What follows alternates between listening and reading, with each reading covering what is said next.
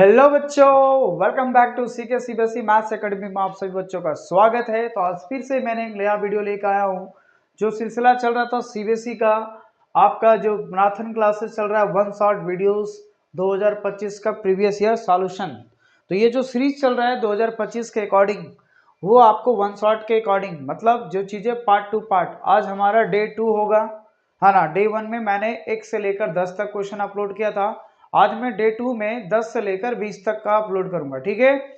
तो आज 10 तक कंप्लीट किया था सेक्शन ए का, आज 11 नंबर से स्टार्ट करेंगे। चलिए, पहला नंबर क्वेश्चन देखिए क्या है। वेक्टर का क्वेश्चन दिया है, शानदार क्वेश्चन से। कैसे इसको सॉल्व कीजिएगा, ध्यान से सुनिएगा। ये 2 नंबर में भी जा सकता है क्वेश्चन, अच्छा क्वेश्चन है।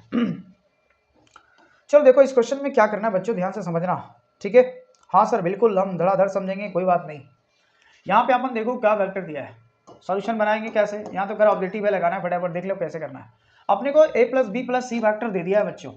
a plus B plus C vector is equal to 0 vector, जिसमें a का मैग्नीट्यूड दिया है, b का मैग्नीट्यूड दिया है, c का मैग्नीट्यूड दे दिया है। आपको एंगल पूछा है b और c में।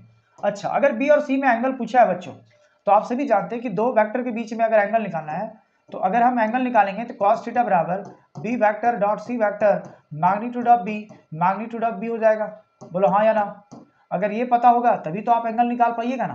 यानी पूरी कहानी हमें बी और सी में लाना है, यानी ए को समाप्त करना है, ए को एलिमिनेट करना है। अब सवाल ये आता है कि ए को कैसे एलिमिनेट करेंगे सर, तो ध्यान से सुनना।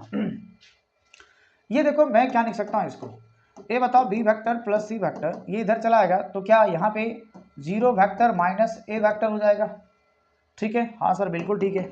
अच्छा, B vector plus C vector is equal to minus A vector होगा। स्क्वायरिंग बोथ साइड कर देंगे अपन। तो ये बताओ, स्क्वायरिंग अगर दोनों साइड करेंगे तो B vector plus C vector का होल स्क्वायर इधर भी हो जाएगा माइनस ए वेक्टर का होल स्क्वायर, यानी B vector plus C vector का होल स्क्वायर बराबर माइनस हो जाएगा प्लस में, तो ए वेक्टर का मैग्नीट्यूड का होल स्क्वायर हो जाएगा। अब यहाँ पे समझना, इसका करेंगे तो a प्लस बी के जैसा तोड़ेंगे तो हो जाएगा बी वेक्टर का मैग्नीट्यूड का whole square plus B vector dot C vector होगा, और plus magnitude of C vector का होल स्क्वायर, और इधर मैग्नीट्यूड ऑफ ए वेक्टर का होल स्क्वायर। देखो जिस तरह से अलजेब्रा में हम लोग ऐसे लिखते हैं ना, a प्लस बी का होल स्क्वायर, तो आप लिखते हैं A square plus 2ab plus B square. तो यहाँ पे ए स्क्वायर की जगह आपको मैग्नीट्यूड दे के आपको स्क्वायर लिखना होगा बच्चों, ठीक है ना, ये बात याद रखना, ठीक है।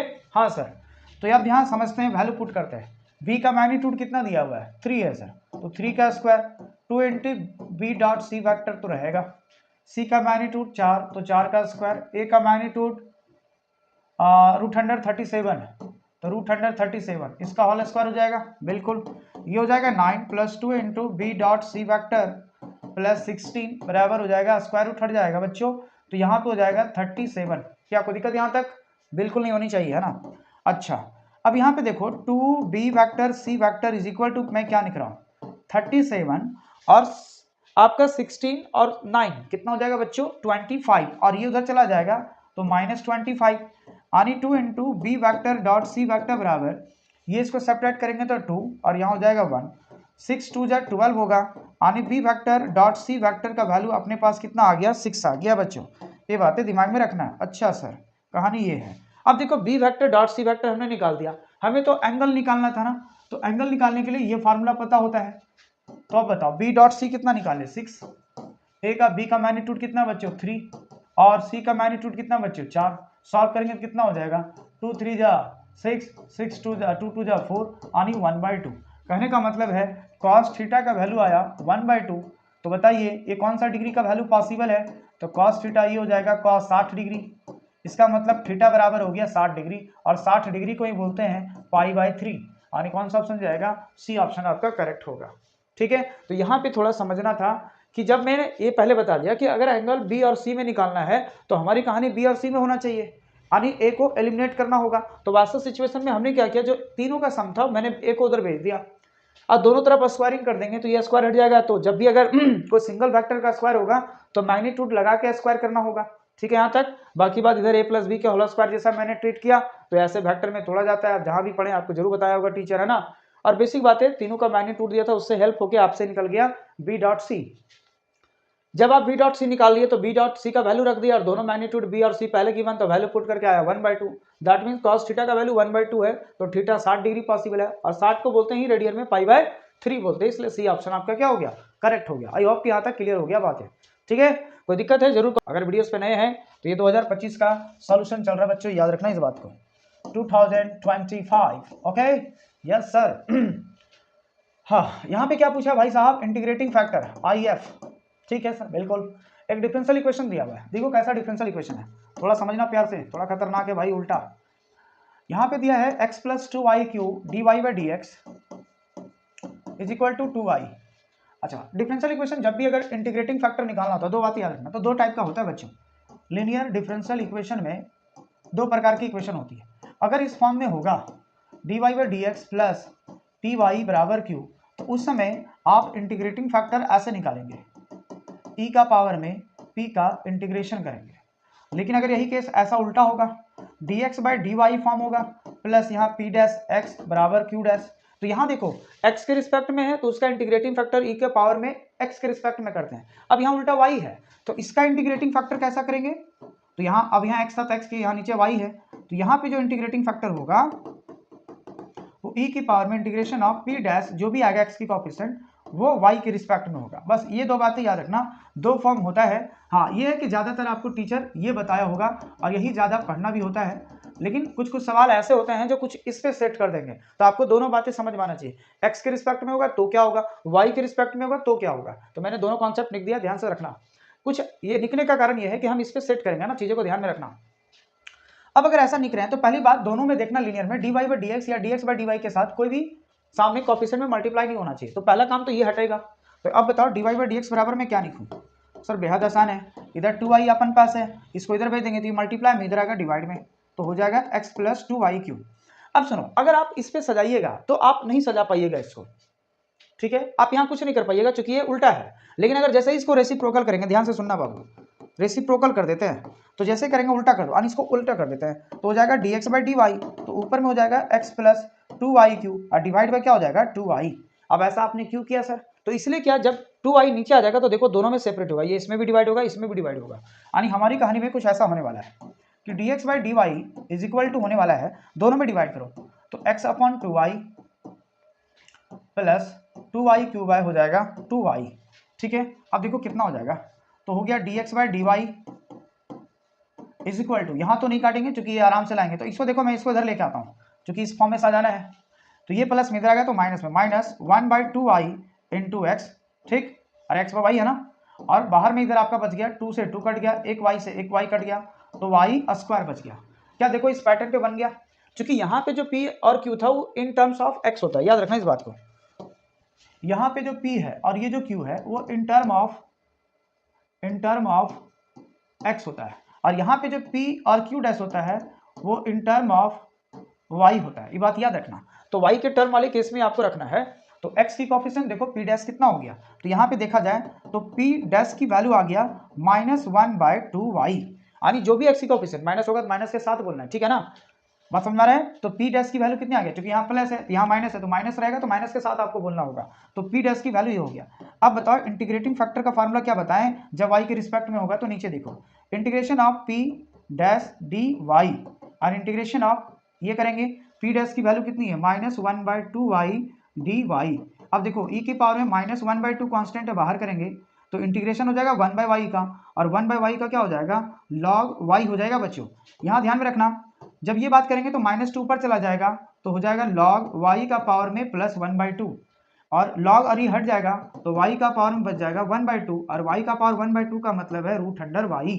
तो ये आपका कौन सा ऑप्शन जाएगा, 1 माइनस में ना, सॉरी ये तो ऊपर चला जाएगा माइनस, यहाँ माइनस आएगा, ध्यान से सुनना, तो ये हो जाएगा -1/2, और इसको नीचे लाएंगे तो y का पावर 1/2, कहने का मतलब है 1/√y, तो ये वैल्यू कितना जाएगा आपका 1/, ये ऑप्शन जाएगा। देखो ध्यान से सुनना, यहाँ पे क्या मैंने अप्लाई किया, ध्यान से सुनना। अगर कोई वैल्यू ऐसा है log e की पावर, मतलब ऐसा समझो, ये तो समझ गया log और e हट जाएगा। आप ऐसे सोचो, अगर m into log n into log m है तो इसको लिख सकते हैं log m का पावर n, तो यही वैल्यू अगर माइनस में होता तो यहाँ माइनस होता। अब यहाँ पे हमने ये कहा कि ये e की पावर में है, पहली बात तो ऐसे था, तो ये हो गया e की पावर में। अब लॉग अगर ये हट जाता है तो m का पावर हो गया माइनस n, तो नीचे लाएंगे तो 1/m की पावर n हो गया प्लस में। तो यहाँ पे m की जगह आपको y काम कर रहा है और n की जगह -1/2, तो ये -1/2 तुरंत पावर जाएगा लॉग की प्रॉपर्टी से, तो लॉग और e आपका हट जाएगा तो बच गया y का पावर -1/2। अब जैसे ही y का पावर -1/2 को नीचे लाऊंगा डिनोमिनेटर में तो वो वैल्यू आपका प्लस में हो जाएगा उसकी पावर, तो वो फिर प्लस में हो गया, और जैसे प्लस में होगा और 1/2 का मतलब फिर रूट हो गया, इसका मतलब 1/√y। तो ये थोड़ा ध्यान से देखना है ना, अच्छा क्वेश्चन था इंटीग्रेटिंग फैक्टर निकालने के लिए, आप सीधा सीधी सोचते नहीं, तो मैं सारी बातें रखा, कॉन्सेप्ट भी और प्लस उसके अकॉर्डिंग सॉल्व करने का आपको पता है। तो कभी एस पे कभी इस पे, बहुत अच्छा इंपॉर्टेंट है, हर साल सवाल पूछा जाता है, याद रखना, ठीक है। हाँ सर बिल्कुल। चलो भाई अब देखो इसमें क्वेश्चन आ जाओ, बेहद आसान क्वेश्चन है, मैट्रिक्स का क्वेश्चन है बच्चों। हाँ अगर कोई मॉडल सेट का हमारा सोल्यूशन प्लेलिस्ट देखता होगा तो ये पहला ही दिन जो अपलोड किया था मैट्रिक्स का, है ना, जो चैप्टर वाइज सीरीज है, तो उसमें क्वेश्चन देखने को मिलेगा। चलिए फटाफट देख लेते हैं, फटाफट, है ना, बेहद आसान क्वेश्चन है। एक होता है डायगोनल मैट्रिक्स, होता है बच्चों, क्या होता है डायगोनल मैट्रिक्स, ध्यान से सुनना। डायगोनल मैट्रिक्स कैसा होता है, ऐसा मैट्रिक्स A 0 0 0 B 0 0 0 C। अब इसमें डायगोनल मैट्रिक्स में क्या होता है कि डायगोनल एलिमेंट को छोड़कर सारे वैल्यू जीरो होना चाहिए, सारे वैल्यू क्या होना चाहिए, जीरो। देखो ये भी जीरो, ये भी जीरो, ये भी जीरो, ये भी जीरो, सब जीरो होना चाहिए, सिर्फ डायगोनल एलिमेंट में ही नॉन जीरो वैल्यू होंगे। डायगोनल एलिमेंट कैसा होना चाहिए, नॉन जीरो होना चाहिए, मतलब जीरो नहीं होना चाहिए। बाकी बात अदर, ये भी जीरो, ये भी जीरो, है ना, ये जीरो होंगे, ये जीरो होंगे। अगर इस फॉर्म का है तो वो कहलाता है डायगोनल मैट्रिक्स। अब सवाल ये आता है यहाँ पे देखना, कह रहा है एक, अच्छा साथ में स्केलर मैट्रिक्स भी, अच्छा देखो डायगोनल जब हो जाता है तो दूसरा आता है स्केलर मैट्रिक्स, कोई बात नहीं। स्केलर मैट्रिक्स किसको बोलते हैं, बस डायगोनल जो मैट्रिक्स होते हैं वो डायगोनल एलिमेंट सभी सेम हो जाते हैं। यानी अगर मैं ये कहूँ कि ये एक्स आपका, चलो ए मान लेते हैं, ए आपका ए है, जीरो है, जीरो है, जीरो है, ए है, जीरो है, जीरो है, जीरो है, ये भी ए है, तो यहाँ देखो सारे एलिमेंट क्या रहेगा, ये ऐसे सोचो, सारे एलिमेंट सेम सेम होना चाहिए, है ना, ये भी के रहेगा, ये भी के रहेगा, ये भी के, तो ये वैल्यू आपका क्या होना चाहिए, सभी सेम होना चाहिए, ऑल इक्वल होनी चाहिए, क्या होनी चाहिए, ऑल इक्वल होना चाहिए। तो सारे डायगोनल एलिमेंट अगर सेम होते हैं और सारे एलिमेंट अदर डायगोनल के अलावे जितने भी एलिमेंट होंगे वो सभी जीरो होना चाहिए और डायगोनल एलिमेंट सेम होना चाहिए, तो उस टाइप के मैट्रिक्स को स्केलर कहते हैं। इसलिए कहा जाता है every scalar matrix is a diagonal matrix, क्योंकि ये डायगोनल मैट्रिक्स का ही एक प्रकार का मतलब उसको बाल बुतरू बोल सकते हैं, उसके पुत्र है, पुत्री है, कुछ भी है ना, उसी का बेटा ये है, ठीक। अच्छा अब कह रहे हैं ये स्केलर मैट्रिक्स है। अब सवाल ये आता है कि अगर ये स्केलर होगा तो ये तीनों सेम होना चाहिए, इसका मतलब y बराबर कितना हो सकता है, संभव आपका कितना 7 हो सकता है ना, तभी तो सेम होगा स्केलर में। और ये एलिमेंट तो जीरो होना चाहिए ना, ये क्या होना चाहिए, जीरो, यानी x की वैल्यू क्या पॉसिबल है, जीरो। अब आपसे पूछा है y का पावर x का वैल्यू बताओ, तो y का वैल्यू 7 और x का वैल्यू 0, और से किसी भी के पावर का अगर जीरो करेंगे तो उसका आंसर कितना होगा 1। सो आपका बी ऑप्शन क्या होगा, करेक्ट हो जाएगा, कोई दिक्कत। तो बिल्कुल सिर्फ स्केलर मैट्रिक्स दिमाग में रखना था, सारे सेम होना चाहिए, तो ये 7 है, ये 7 है, तो ये भी 7 होगा, इसका मतलब y का वैल्यू 7। दूसरी बात, स्केलर मैट्रिक्स में डायगोनल एलिमेंट के अलावा सारे एलिमेंट जीरो होना चाहिए, इसका मतलब x भी जीरो होगा, तभी तो स्केलर हो सकता है, तो इसलिए x जीरो हो गया। अब y का पावर x मतलब 7 का पावर 0, दैट मीन्स 1 हो गया, ठीक है। तो बेसिक छोटा क्वेश्चन था। चलिए अगला क्वेश्चन आते हैं। अब देखो इस क्वेश्चन में 40 नंबर क्वेश्चन में क्या करेंगे, है ना, बेहद आसान क्वेश्चन है, ज़्यादा ये भी मतलब LPP का क्वेश्चन है, ध्यान में रखना बच्चों। हाँ इसमें क्या पूछ रहा है कि एक कॉर्नर पॉइंट है, फिजिबल रीजन है जो बॉन्डेड है इस पॉइंट से और इस पॉइंट से, तो बताना है कि जेड आपका, यानी यहाँ देखो इसमें कुछ नहीं करना है, जेड बराबर दिया हुआ ना 18x + 9y, आपको सारे पॉइंट पे चेक करना होगा। बताओ 2,72 पे कितना आएगा, तो जेड बराबर आपको करना होगा 18 गुने 2 + 9 × 72, ठीक है। फिर इसी तरह चेक करना होगा आपको 15,20 पे, तो बताओ जेड का वैल्यू कितना आएगा, तो 18 गुने 15 + 9 गुने 20, ठीक है। और उसी तरह फिर चेक करना होगा तीनों पॉइंट पे 40, 15, तो उसमें बताना है कि z का वैल्यू कितना होगा 18, 40 + 9 × 15, ठीक है। अब आपको काम क्या करना है कि ये तीनों का वैल्यू निकाल लेना सारे पॉइंट पे, एक पॉइंट ये है, एक पॉइंट ये है, एक पॉइंट ये है, ठीक है। अब आपको इसी में से बताना है छाट करके, जिसमें सबसे बड़ा वैल्यू आएगा वो मैक्सिमम होगा और जो सबसे छोटा होगा वो मिनिमम होगा। तो किसमें आपको सबसे ज़्यादा मैक्सिमम मिलेगा और किस पॉइंट पे सबसे ज़्यादा मिनिमम मिलेगा, वही आपका ऑप्शन सही होगा।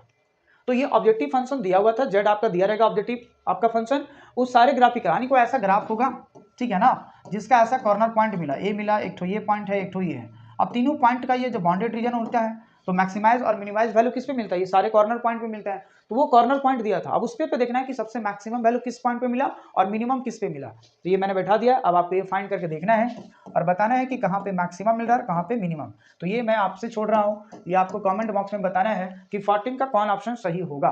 ठीक है, बस ये कैलकुलेट करके आपको देखना है और कुछ भी नहीं करना है। ठीक है, तो ये मैं आप पे छोड़ रहा हूँ। चलिए नेक्स्ट क्वेश्चन, नहीं बनेगा कमेंट कर दीजिएगा, अगला वीडियो में इसको ऐड कर लूंगा। ठीक है ना, गड़बड़ाने की आवश्यकता नहीं है, क्योंकि कैलकुलेशन है, खाली आपको जोड़ना घटाना आना चाहिए और एड सब्ट्रैक्ट करके बताना है कि मैक्सिमम वैल्यू कितना आ रहा है और मिनिमम कितना आ रहा है, उसी से आपको चेक करना है। ठीक है, हाँ सर, अभी तक अगर लाइक नहीं किए प्लीज जरूर लाइक करें, सब्सक्राइब कर लें जरूर, है ना। चलिए, ये भी आपका क्या है, लीनियर प्रोग्रामिंग प्रॉब्लम है, ये भी एलपीपी का क्वेश्चन है बच्चों। कहता है एक feasible region of a linear programming problem with the objective function z बराबर ax प्लस बी। देखो ये किसी लीनियर प्रॉब्लम का ऑब्जेक्टिव फंक्शन है ax प्लस बी वाई, कहता है इज अ बाउंडेड। अब देखो बाउंडेड क्या होता है, अगर कोई ग्राफ ऐसा गया है और मान लो कि ग्राफ ये लाइन गया है और ये लाइन आपका इधर बाउंडेड हो गया, तो इधर x से और इधर y से ये आपका बाउंडेड हो गया, तो ये बाउंडेड हो गया तो जितने भी कॉर्नर पॉइंट है उसी पे आपको मैक्सिमम वैल्यू भी मिलता है और मिनिमम भी मिलता है। तो अगर कोई बाउंडेड रीजन में रहेगा तो वहां पे दोनों वैल्यू पॉसिबल होते हैं, मैक्सिमम भी और मिनिमम भी। ठीक है ना, तो अगर कोई बाउंडेड आपको दे दिया है तो बाउंडेड रीजन में क्या होता है, हमेशा यहाँ पे दो बातें मिलेंगे, आपको मैक्सिमम भी मिलेंगे और आपको क्या मिलेंगे, मिनिमम भी मिलेंगे। तो यहाँ दोनों पॉसिबल होनी चाहिए, तो it will have the both maximum और मिनिमम, इसलिए आपका यही ऑप्शन सही हो जाएंगे। ऐसा कभी नहीं होगा कि खाली मैक्सिमम मिलेगा मिनिमम नहीं, नहीं गलत बात, कभी मिनिमम ही मिलेगा मैक्सिमम, ये भी गलत बात, कुछ मिलेगा ही नहीं। अरे बाउंडेड अगर है तो ऑब्जेक्टिव फंक्शन दोनों मिलता है, मैक्सिमम भी और मिनिमम भी, ये बेसिक क्वेश्चन। ठीक है, तो यहाँ पे दोनों पॉसिबल है, सी ऑप्शन आपका करेक्ट है। चलिए नेक्स्ट क्वेश्चन आते हैं, ये थोड़ा शानदार है, ध्यान से देखिएगा, एप्लीकेशन ऑफ इंटीग्रेशन का क्वेश्चन है। चलो ये बता सकते हैं किसका ग्राफ है, तो ये तो लिख ही दिया है, वाई स्क्वायर बराबर कितना है, एक्स का है ना। यहाँ से वाई निकालेंगे क्या होगा बच्चों, रूट एक्स हो जाएगा। ठीक है, कोई दिक्कत यहाँ तक नहीं सर, बिल्कुल नहीं। अब आपको ये पता चल गया वाई बराबर का रूट एक्स है, और दूसरी बात आपको रीजन किसको बताना है, area shaded region bounded by the this curve x बराबर 4 एंड एक्स एक्सिस, अब बस इसी जोर पे देना है। अब देखो एक्स बराबर 4 ये वाला पॉइंट है और एक्स एक्सिस लाइन यही है, तो आप नीचे नहीं जा सकते हैं। अगर ये एक्स एक्सिस लाइन नहीं होता, मान लो ये नहीं होता, तब हमारा रीजन कुछ इधर भी बनता, ये वाला भी बनता, उस समय ऐसा डबल एरिया बनता, तब हम 2 से मल्टीप्लाई करते। लेकिन अगर एक्स एक्सिस लाइन बोल दिया तो फिर आप नीचे नहीं जा सकते हैं। अब x बराबर 4 पे तो ये लाइन नहीं जाएगा और x एक्सिस के साथ, तो सिर्फ x एक्सिस और इस लाइन के अकॉर्डिंग जो रीजन बन रहा है उतना ही। तो आप बताओ इस फिगर का हम डबल लेंगे क्या, नहीं लेंगे, आपको जितना फिगर दिया उतना ही का बात करना, सिर्फ ये एरिया। तो आधी पार्ट हुआ ना, आधा पार्ट तो हुआ नहीं। अच्छा सर, तो रिक्वायर्ड एरिया क्या होता है, a से b होता है मॉड ऑफ y, यहाँ dx हो जाता है। अब यहाँ देखो a अपर लिमिट, तो यहाँ कितना हो जाएगा 0 0, और ये पॉइंट कितना है तो 4,0, तो x लिमिट 0 से कितना हो गया 4, तो ये हो गया 0 से 4, हमेशा x लिमिट, क्योंकि यहाँ dx रखे हैं, अगर आप यहाँ dx रखिएगा तो दोनों का x कोऑर्डिनेट बैठा देना, तो लोअर लिमिट 0 अपर लिमिट 4 हो गया, y का वैल्यू √x, तो बस यही आंसर हो गया, आपको 2 से नहीं करना है, तो इसलिए यहाँ नहीं होगा, यहाँ पे चला जाएगा। ठीक है ना, तो 0 से 4 √x, जितना का पूछा वही हो। अगर आप 2 से करेंगे तो आप इस एरिया का भी बात कर रहे हैं, जो कि आपको फिगर में इस एरिया का बात करना ही नहीं था, सिर्फ ऊपर का करना था, इसलिए यहाँ 2 से मल्टीप्लाई नहीं होगा, याद रहे, कंफ्यूजन नहीं करना। ठीक है ना, बाकी बात ये दोनों तो होगा नहीं। देखना इनवर्स ट्रिगोनोमेट्री में ग्राफ क्या होता है, चलो मैं बता देता हूँ। ये पूछा है कि इस ग्राफ का इनवर्स बताइए कि इसका इनवर्स ग्राफ क्या होगा, इनवर्स ग्राफ। ठीक है ना, तो इसका इनवर्स ग्राफ क्या होगा, देखो अगर y बराबर cos x है, क्योंकि ये cos x का ग्राफ है ना, तो इसका जो ग्राफ होता है, यहाँ हम लोग जानते हैं कि ये 1 होता है और ये कितना है -1 है, तो 0 डिग्री पे cos डिग्री का वैल्यू कितना होता है 1, तो ये ग्राफ ऐसा कुछ पार होता है। ठीक है, जो कि ये वैल्यू होता है π/2 और ये वैल्यू होता है पाई। ठीक है, 0 पे उतना, फिर 90 पे 0, फिर 180 पे -1 हो जाएगा, ये -1 हो गया, फिर यहाँ पे आ जाएगा आपका 3π/2, अगला उसी तरह जाएगा, अगला भी इधर भी करेंगे तो हो जाएगा आपका -π/2 और ये हो जाएगा -π, ये -3π/2, ये cos x का ग्राफ है। अब आपको बताना है कि इसका उल्टा, यानी x बराबर बताना है कि cos इनवर्स y का क्या होगा, यानी जब x था तो x पे ना बनाए हैं, तो अब बताओ ये y है तो y पे बनाएंगे, तो अब बताओ इसका y पे ग्राफ कैसा बनाएंगे बच्चों, बस कुछ नहीं, खेला यहीं पे है। ये देखो अब ये लाइन होगा, ध्यान से सुनना, आप ऐसे याद रखना, अगर यहाँ x है, y बराबर x है ना, तो ये ट्रिगोनोमेट्रिक फंक्शन हुआ, और ये क्या हुआ, इनवर्स ट्रिगोनोमेट्रिक फंक्शन हुआ। बस देखो उल्टा कुछ नहीं करना, ट्रिगोनोमेट्री में x है तो x पे हमने काम किया, उसी तरह y है तो आप y पे काम करेंगे, जो भी करना है y पे काम करेंगे, जो भी करना है y पे। तो आपको तो आइडिया मिल गया होगा कि अगर हम y पे करेंगे तो क्या ये होगा, नहीं, ये होगा, नहीं, ये होगा, नहीं, होने वाला ये होगा। कैसे बता रहा हूँ, जब आप इनवर्स में जाते हैं तो इस बात का दिमाग में रखना होता है कि अब ये इधर हमारा 1 होता है, इधर हमारा -1, जिस तरह से y पे था उस तरह यहाँ पे हो जाता है। अब देखो 0 डिग्री पे 1 होगा तो हमारा फिगर जो होगा सो यहाँ पे इस तरह से जाता है, ऐसे करके, ठीक है, और ये फिगर ऐसे करके ये बैंड करते हुए ऐसे जाएगा, है ना। अगला जो आएगा आपके पास वो इस तरह से, मतलब इधर नहीं जाएगा, इधर, तो इस फिगर को ऐसे करते हुए फिर ऐसे जाएगा, और ये फिगर ऐसे करके फिर ऐसे जाएगा आपका। मतलब किस पे बनाना है, इस पे बनाना है, इसी का उल्टा ऐसे बनाना है। यानी सोचो इसको फिगर को ऐसे उल्टा कर दो तो y के कॉरस्पॉन्डिंग पकड़ा जाएगा, ठीक है ना। अब ये कहानी हो जाता है आपका यहाँ पे हो जाता है, ठीक है, और ये आपका इधर 1 और ये आपका क्या रहता है, -1 रहता है। तो इसका बताओ, इसका ग्राफ कौन मिला, ये वाला। तो इतना ही पार्ट दिया था यहाँ से लेकर यहाँ तक, सिर्फ इतना दिया हुआ है, इतना दिया हुआ है आपका, यहीं पे दिया हुआ ना, इसलिए। और चूंकि यहाँ पे ये π/2 होता है, ये पाई हो जाता है, ठीक है ना, और यहाँ तो 0 डिग्री है और ये आपका -π/2 हो जाता है, ठीक है। तो इस तरह से आपको चलना होगा, यहाँ पे चीजें समझना है। उसके बाद जब आप ये और इधर आइएगा तो इधर फिर आपका कहाँ चला जाएगा, -π चला जाएगा। तो भाई देख लो, इस फिगर को ऐसे रोटेट कीजिएगा तो ये फिगर यही बनेगा, ठीक है ना। तो इसका इनवर्स फिगर क्या हो गया, सी ऑप्शन करेक्ट हो गया। अब आपको बताना है कि साइन का जो होता है ना, ये आपके लिए होमवर्क है, याद रखना बच्चों। y बराबर sin x का जो ग्राफ होता है वो ऐसा होता है, ओरिजिन से पास करते हुए जाता है इस तरह से, ठीक है। तो आपको बताना है कि अगर बताइए x बराबर साइन इनवर्स y होगा तो इसका ग्राफ कैसा होगा, आपको बता के आना है। याद रखना ये ओरिजिन से पास करते हुए बनाना है, ये लवन छोड़ के रहेगा। तो इसको जब बनाइएगा तो ओरिजिन से पास करते हुए बनाना है, ठीक है। चलिए, हाँ सर बिल्कुल समझ गए। तो ये आपके लिए होमवर्क है, ये आपको कमेंट बॉक्स में करना है, यस यस हमसे बन गया, अपना नाम जरूर लिखना है, ठीक है।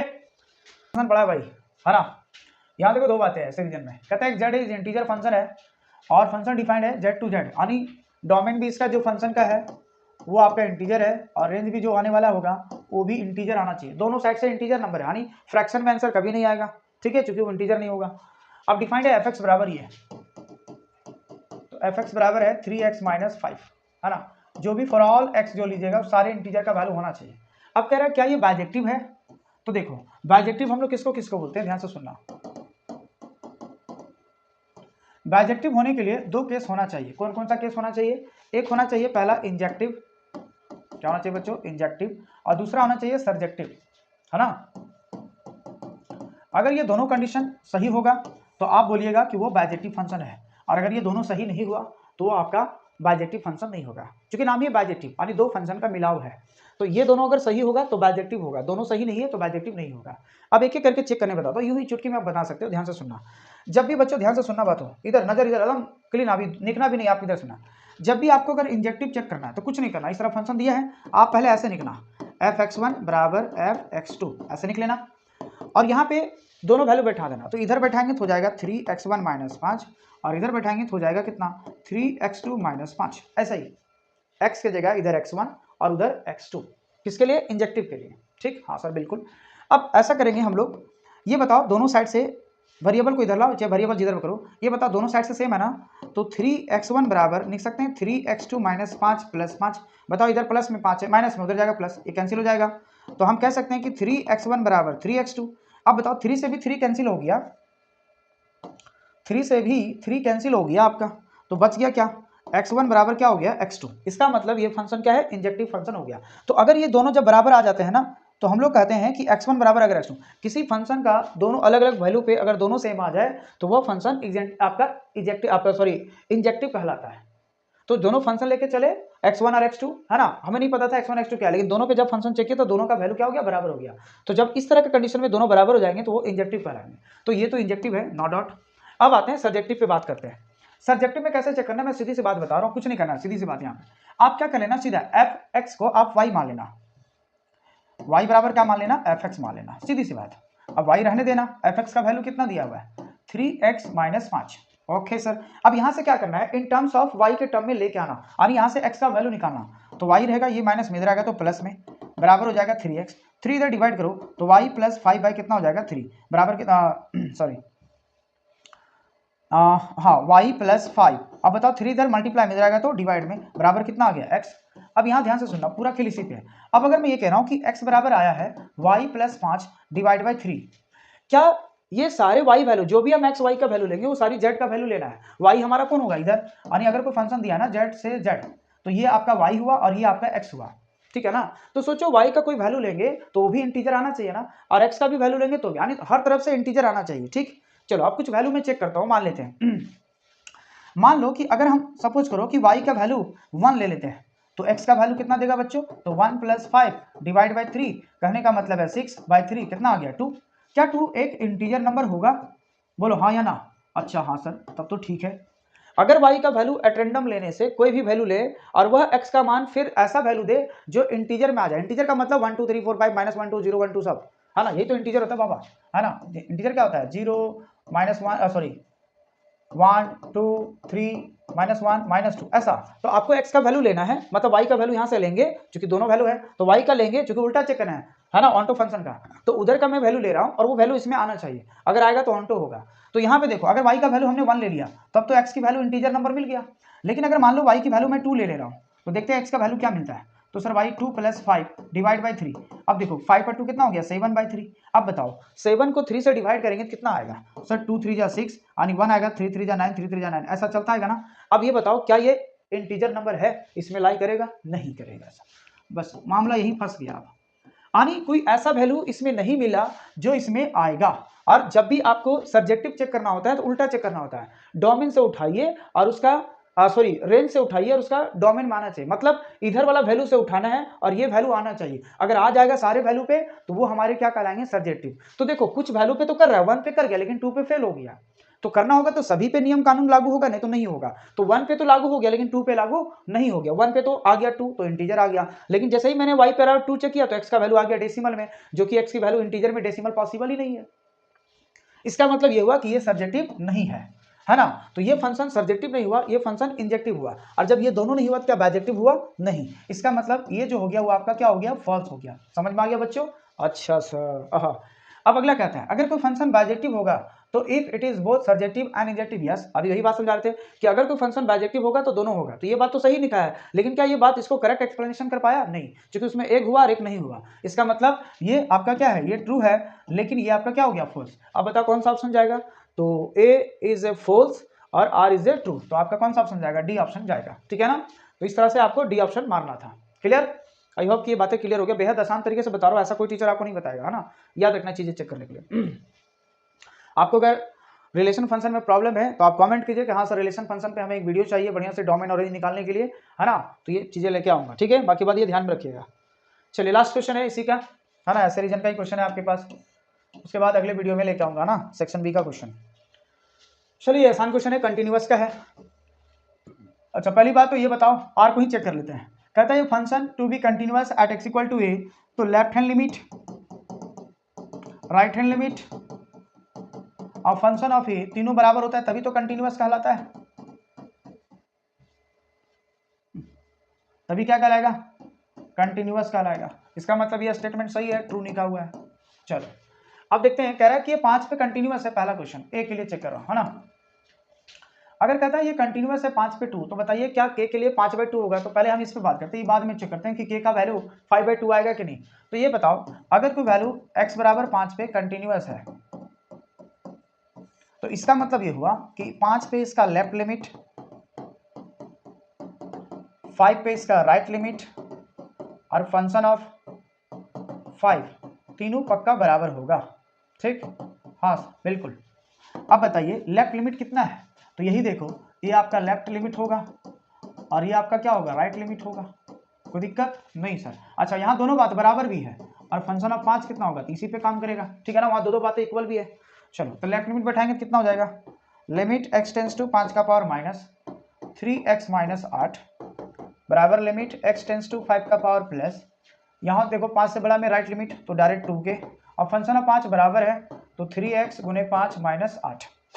अब डायरेक्ट लिमिट ले लेना बच्चों, डायरेक्ट लिमिट ले लेंगे तो जाएगा 3 × 5 माइनस 8 बराबर, यहाँ तो ले नहीं सकते हैं क्योंकि यहाँ पे x है ही नहीं, यहाँ डायरेक्ट करेंगे तो ये कितना हो जाएगा 15 माइनस 8, ये भी 15 माइनस 8 बराबर 2 के बराबर 15 माइनस 8, सो 15 में 8 गया तो कितना बचेगा 7 बराबर 2 के बराबर 7। अब देखो दोनों वैल्यू कोई भी बराबर है तो 7 बराबर, यानी हम ले सकते हैं कि 2 के बराबर 7, इसका मतलब के बराबर कितना हो गया 7/2, तो के का वैल्यू 7/2 आया हुआ है, नहीं आया है। इसका मतलब ये हुआ कि आपका आंसर ये क्या है, गलत दिया हुआ है। तो आंसर इसका आना चाहिए 7/2, जो कि क्या हो गया, फॉल्स हो गया। इसका मतलब ए आपका फॉल्स है और आर आपका क्या है, सही है। तो बताओ A is a false, R is a true, तो कौन सा ऑप्शन में जाता है बच्चों, A is a false, R is a true. इसका मतलब इसका भी ऑप्शन क्या हो जाएगा, डी ऑप्शन हो जाएगा, है ना।